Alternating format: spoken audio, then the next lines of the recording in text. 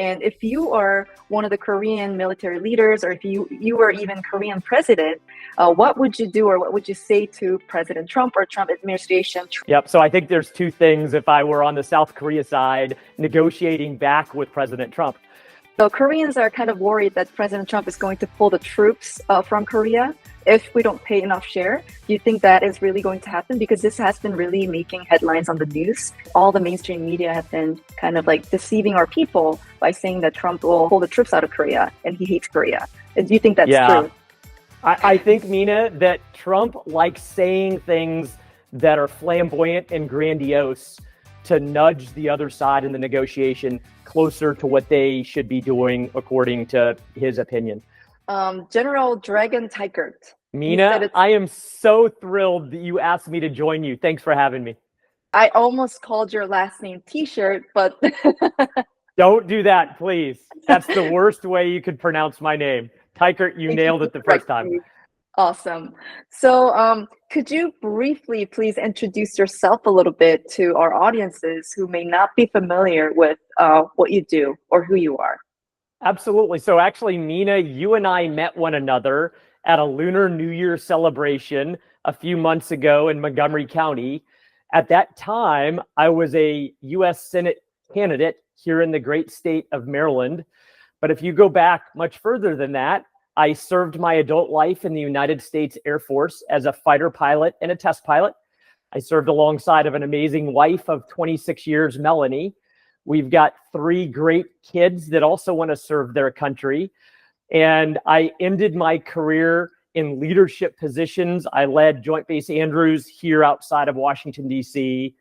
I led Edwards Air Force Base in Southern California, where we do all of our flight testing in the United States Air Force, going back to Chuck Yeager in 1947. I was our nation's senior defense official to Iraq, deployed for 14 months, living in Baghdad. And then I ran international affairs for the Air Force and the Space Force. And then 18 months ago, decided that I needed to retire because I firmly believe that God would have me to do something more impactful for my country by getting out than staying in. And thus, I'm now retired and doing a variety of things with a focus on developing the leaders our nation needs and finding a way to maximize my impact for people and on our nation. So knowing that you're a military leadership expert and national security expert as well, I would like to ask you a lot of questions regarding that. But beforehand, I would like to ask you, what made you decide to run for Senate? I retired 18 months ago, as I said. I really felt God leading me to get out of the military, to use all of my experiences to do something more impactful for him and in our country and for people.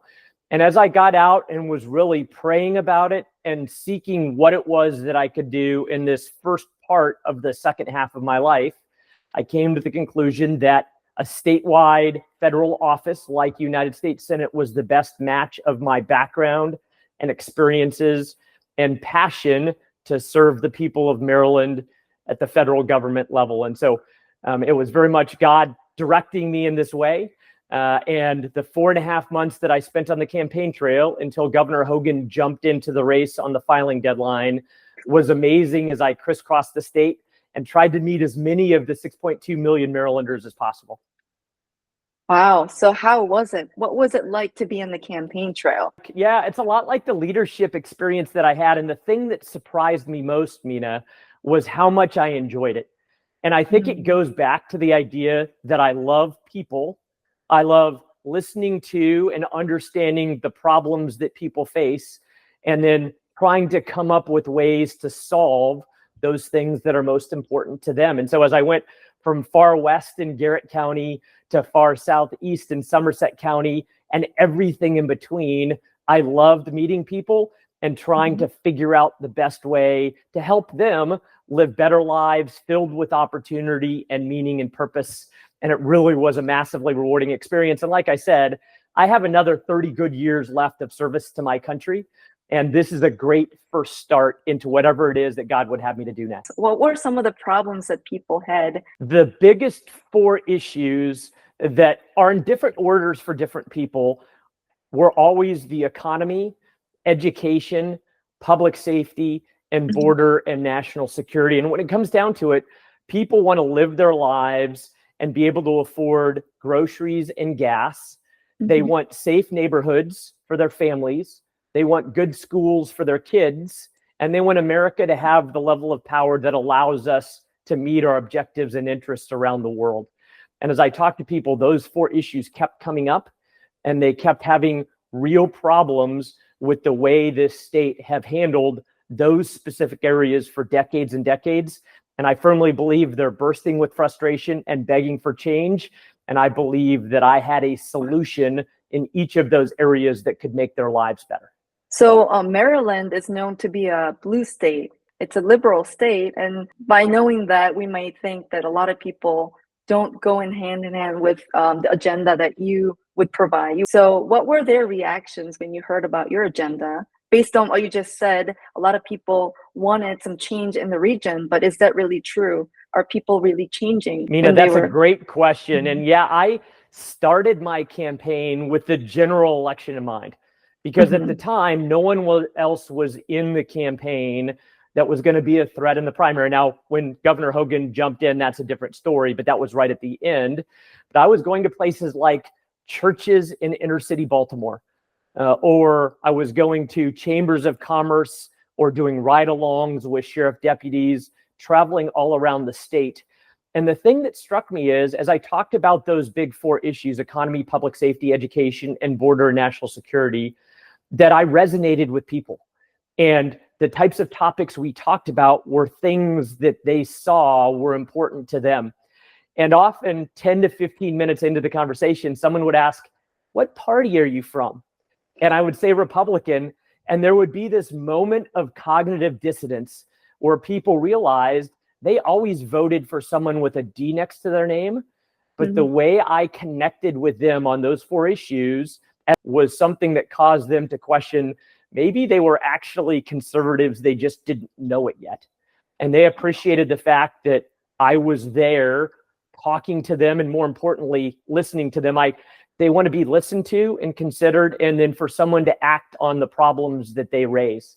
And I really believe that people in this state, even though it's deep blue based on its historic voting patterns, are thirsting for change in those four areas. And they're looking for an authentic leader. My motto in the campaign was leadership, not politics. Because politics and politicians have gotten us into the mess that we're in this state, in this country. But leadership is fundamentally about being selfless and finding common solutions to common problems and finding opportunities to collaborate. And if I was going to do those things, which I intended to, then it would make their lives better and filled with more opportunity.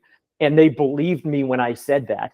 And I thought there was a great chance to win in the general election because I was connecting with people, and we'll see down the road if there's another opportunity to run again. But I do think that people in Maryland are more conservative than they even understand when they really start talking about the issues and what matters to them. I mean, that was my next question. Do you plan on trying again if another opportunity arises? All to me about support and defend the Constitution of the United States.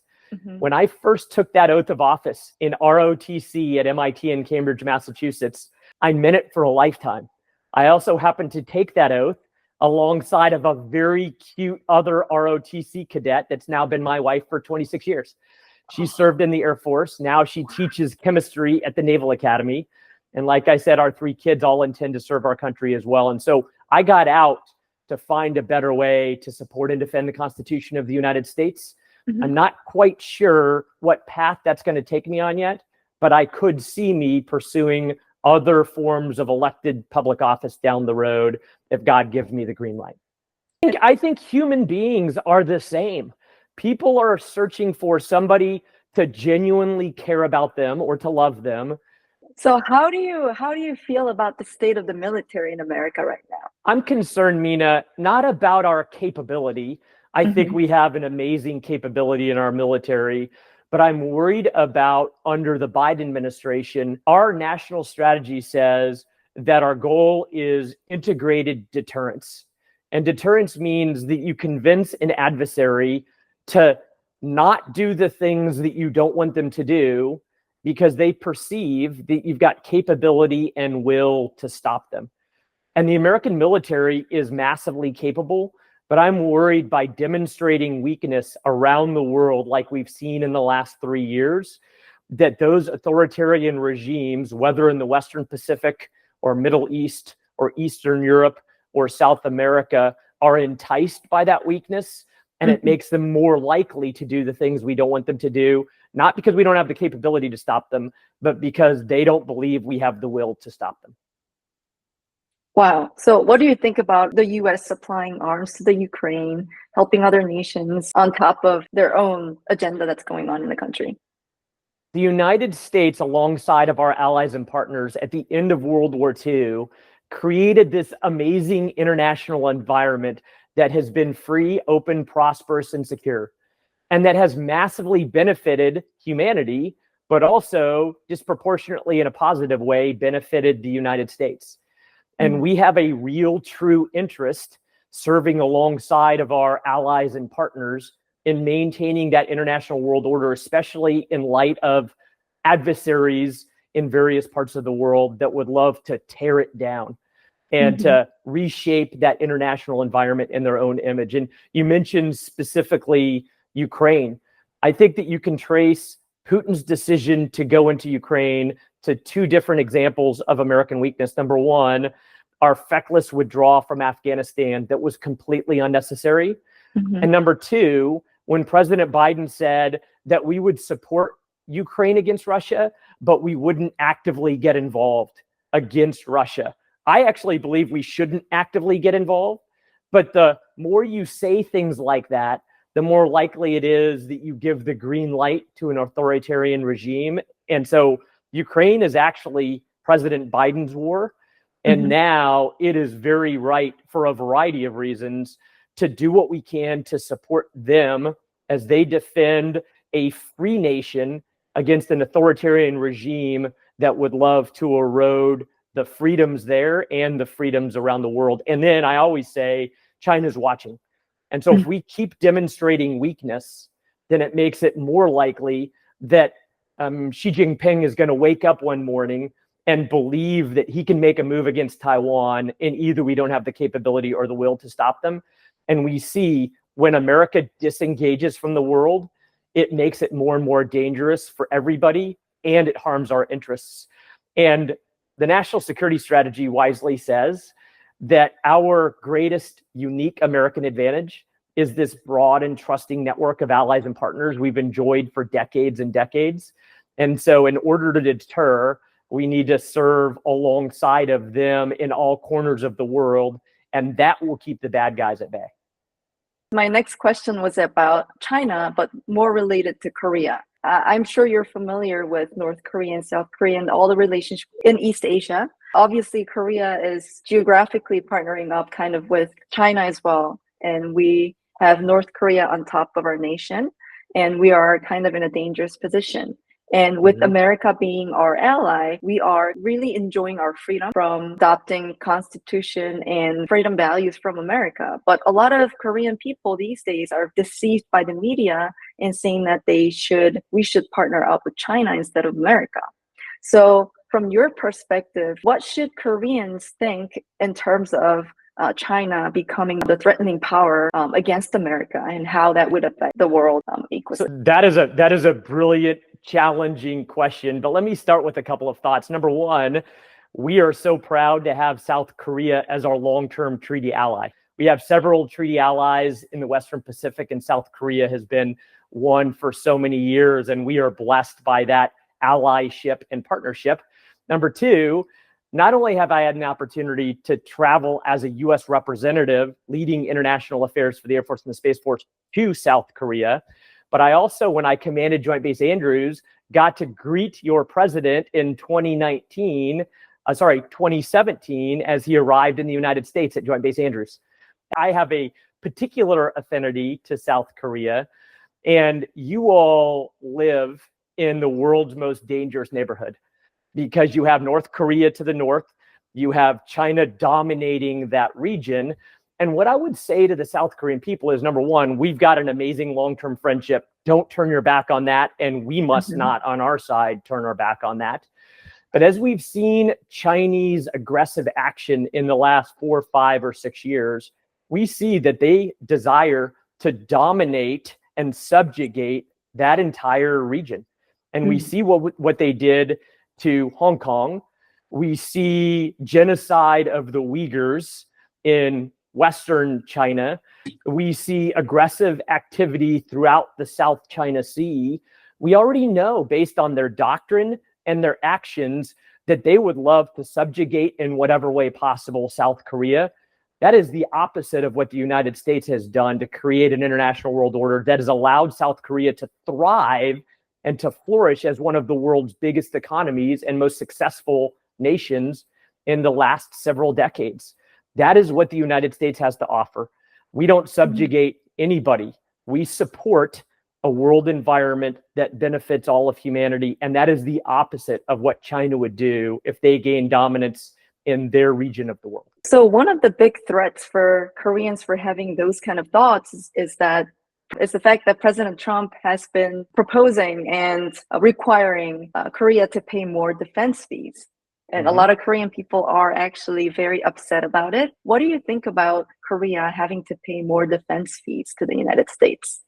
Yeah, so I do think it's one of the negotiating strategies of President Trump to help other countries realize that they can't continue to free ride off of American taxes and American spending to defend the world. We've got a great 75-year-old NATO alliance as an example that pays in general far less than we, the United States, pay as a portion of our economy. And because of some of the negotiating strategies of President Trump, we see NATO spending going up. We see the same in the Western Pacific amongst Japan and South Korea very specifically. And I think it's important for countries to realize that while the United States doesn't mind playing a leadership role and an oversized role in influence, that it is fair and right for countries that are underneath the umbrella of American protection and serving alongside of us in this international order that we all benefit from to pay their fair share. And so I think it's important for folks all over the world that we are allies and partners with to realize that it is in their best interest, like it's in our best interest, to pay their share, especially because of the dangerous environment that South Koreans live in every single day. Since this is the most important issue for Korea right now, especially with the American election coming up and President Trump is number one candidate in America right now, our government is trying to prepare for it. And if you are one of the Korean military leaders, or if you were even Korean president, what would you do or what would you say to President Trump or Trump administration trying to have us pay more defense fees? Yep. So I think there's two things if I were on the South Korea side negotiating back with President Trump. The first item that I would stress is that we've got this very important alliance that is in both of our best interest, and let's find ways to collaborate to serve our mutual interests and objectives. Number two, that in South Korea, we recognize that we live in this dangerous neighborhood and that it is in our best interest for the United States to be strong in both capability and will. So I would say, please, President Trump, demonstrate strength on the world stage in Eastern Europe, the Middle East, and especially in the Western Pacific, because if the United States isn't strong there, then likely a Chinese Communist Party dominated country will allow the world or their interests to be overwhelming in that region. And so I would say, please, let's work together. Let's negotiate in a way that is mutually beneficial and fitting for this long-standing alliance that we both enjoy. And then two, please, Mr. President, demonstrate strength in the Western Pacific, especially because that will keep China at bay. So Koreans are kind of worried that President Trump is going to pull the troops from Korea if we don't pay enough share. Do you think that is really going to happen? Because this has been really making headlines on the news. All the mainstream media have been kind of like deceiving our people by saying that Trump will pull the troops out of Korea and he hates Korea. And do you think that's true? I think, Mina, that Trump likes saying things that are flamboyant and grandiose to nudge the other side in the negotiation closer to what they should be doing according to his opinion. Do I think that's a negotiating position? Yes, and I think it's worth talking about, but I don't think it's in the United States' interest to pull troops out of South Korea. It's certainly not in South Korean interests. And I think that if at least talking about that topic prompts South Korea to realize how important it is to pay a share that might be a little bit more than they've been paying now in mutual defense spending, then that's a discussion that's worth having. But in the end, I don't believe that President Trump would pull troops out because he knows how important it is for the United States and South Korea as allies to maintain that troop presence in South Korea. So what are your expectations on the 2024 US presidential election? Yikes. So that is a very tough question to answer, though I do believe that Americans, as they look back on the last 3.5 years, will see a series of policies by the Biden administration that have been counter to our best interests. We see inflation and interest rates that have been skyrocketing. We see border policies that have created a multifaceted crisis that's a national security crisis, a public health crisis, a public safety crisis, and a humanitarian crisis. We see increases in crime. We see decreases in educational outcomes. We see a world that's getting more dangerous because of American weakness. And I think as Americans look at those big four issues that they really care about, they'll realize that things were far better under the previous administration than the current one. And that should be enough to tilt them towards a return to a conservative president. So this is a different question because since you mentioned energy independence, America used to be very energy independent and the gas price used to be low. Do you think that is one of the reasons or cause for the inflation that's going on these days? I think the biggest cause for inflation is a federal government that is addicted to spending. And it's just reckless. They don't have any regard for either the constitutional limits about what the federal government should or should not do. And they believe that because it may be a good idea, they should do it at the federal level instead of, like the 10th Amendment says, leaving it to the states or to the people. But I do think that rising energy prices because of a lack of American energy independence does play into that. But it also creates other problems. It harms our ability to have indigenous jobs in the energy sector. It causes us national security concerns because now we have to import energy from places like Russia, the Middle East, or Venezuela. And so there's a lot of reasons why energy independence is in our best interest, especially if it's balanced with a variety of sustainability goals that all human beings should really consider as a part of energy independence. And right now, based on President Biden on day one prohibiting some harvesting of energy within the United States, we see that we lost that energy independence and it is causing inflation and a variety of those other problems. So having a great leader is a very important thing for a country. This is kind of a personal question since you were in the Air Force. And how does it feel like to drive a fighter jet? So Mina, your experience is a lot like mine. No, so I grew up, especially after watching Top Gun in my small Northwest Washington theater as an 8th grade boy. That's when I decided I wanted to be a fighter pilot. And then I decided I wanted to be a test pilot. And actually, I wanted to be an astronaut. And I achieved those first two. But because I had a kidney stone as a young lieutenant, that permanently disqualified me from being an astronaut. But flying those machines, whether they are rockets or whether they are aircraft, is really absolutely unbelievable. I remember I flew F-15E Strike Eagles as my first assignment. And I was a combat pilot for a couple of assignments before I moved on to F-22 Raptors. And I remember the first time I was in the traffic pattern doing landing practice in my F-15E with an instructor in my back seat. And I saw all those other F-15s in the traffic pattern. And I think I told my instructor, I cannot believe I'm in a traffic pattern with F-15Es. And he said, dude, you're in one right now. Pay attention. And anyway, it's like a rocket of an air breathing engine. They go fast, they go low, they go high, they drop bombs that are incredibly accurate or shoot missiles that can take out bad guy aircraft from a long ways away.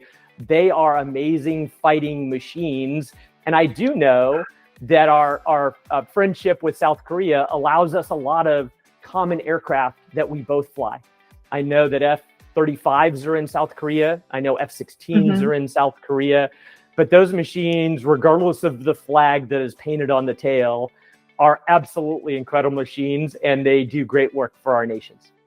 Awesome. Well, Mina, you have a great day, and thanks again for letting me be a part of this. Thank you so much. It was my honor to have this conversation with you. Thank you.